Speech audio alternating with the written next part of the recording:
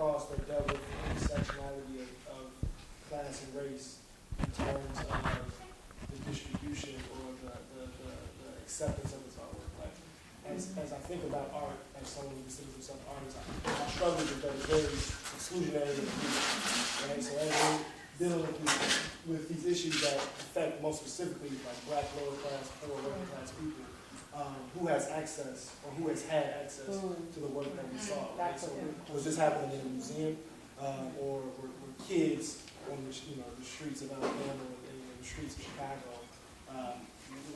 What type of resources were needed to be able to engage with this work? And did you see that change kind of over time? Yeah, and it's a great question because as an artist, I mean, art history is an elite discipline.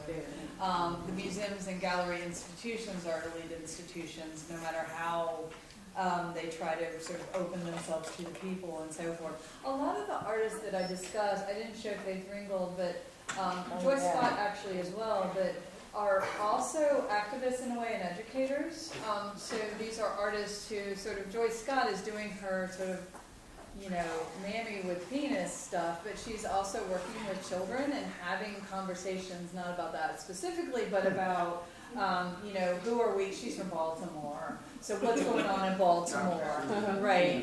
This kind of conversation. Faith Ringgold as well. I mean, I've got photographs of her taking her students to see her work and having a conversation about them. So that's the ideal. Someone like Emory Douglas, his work is about mass distribution, and that's what sort of printmaking and photography can do as well. Fortunately, because of our social media today, there is a lot more communication and sort of visual imagery than there used to be, but it's always an issue. And there's always, Joyce Scott can be an educator and activist, but her stuff's also being shown in the museum.